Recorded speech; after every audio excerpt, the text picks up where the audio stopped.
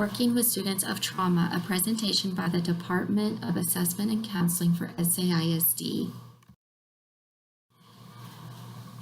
The objectives for this training is to understand the term trauma and how students experience it, discuss tips for working with students experiencing trauma, become cognizant of our own personal discord with trauma, and know the importance of self-care and boundaries. What is trauma? The Diagnostic and Statistical Manual of the APA defines a traumatic event as one in which a person experiences or witnesses or is confronted with actual death or serious injury or threat to the physical integrity of oneself or others. Traumatic events include sexual abuse, physical abuse, domestic violence, community and school violence, medical trauma, motor vehicle accidents, acts of terrorism, natural and human-made disasters, suicides, and other losses. 3 types of trauma are acute, usually a one-time event, sometimes regarded as the big T. Complex trauma persists over time, often progressive, one thing after another. Developmental trauma, when complex trauma leads to arrested or delayed cognitive, academic, physical, emotional, spiritual, and/or social development. How do our students experience it?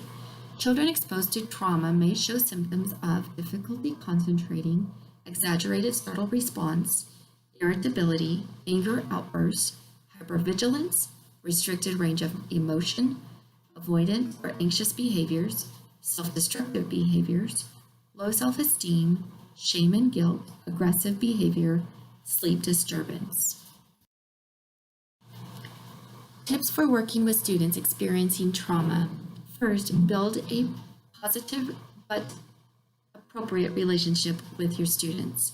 Have clear, consistent expectations for behavior. Create a structured and predictable classroom environment. Set a classroom routine and avoid changing it whenever possible. If change is necessary, prep the students. Avoid power struggles at all costs and stay calm. Incorporate the 4 R's into your classroom activities whenever possible. The relevance to the child's life is important, along with relationship building, repetitive, and rewards-based learning.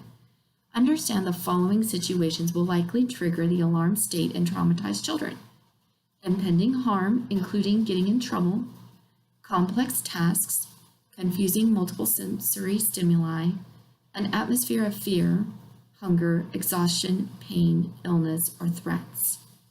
This does not say that students should not get in trouble. It's how it's perceived by the student. What does trauma do to the brain? As you can see on the slide, there are 2 pictures, one of a normal 3-year-old child's brain. The other on the right is a child of the same age who has gone through extreme neglect.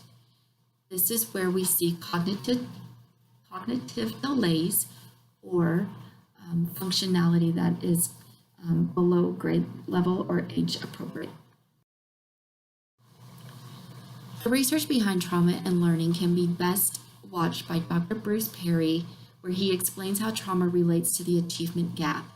Many of our students have achievement gaps. The reason why could be because of trauma that they have endured in their lifetime. The YouTube video here could better explain it, and if you would like to watch it, please help yourself.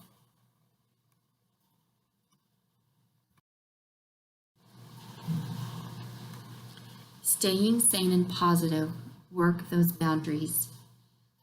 As an educator, it's important to be fair, consistent, and keep boundaries clear. Many kids of trauma never see the boundary between professional and personal behavior at home, and as a result, they might cuss out a teacher the same way they cuss out a friend. This behavior is what they are familiar and comfortable with. As educators, behaviors that fall into personal realm include hugs, kisses, use of the word love, or school mom or dad to a student, personal contact information, and/or self-disclosure of trauma. Although well-meaning, this can confuse the child of trauma who often does not have any home experience with clear boundaries. Additionally, by crossing over into the personal realm with students, educators make themselves vulnerable to caregiver burnout. It is important to monitor and keep a professional boundary between yourself and your students. The interactions within the professional realm are still warm and caring, but do not cross over into the personal realm if possible. As a result, you will be less likely negatively affected by student trauma.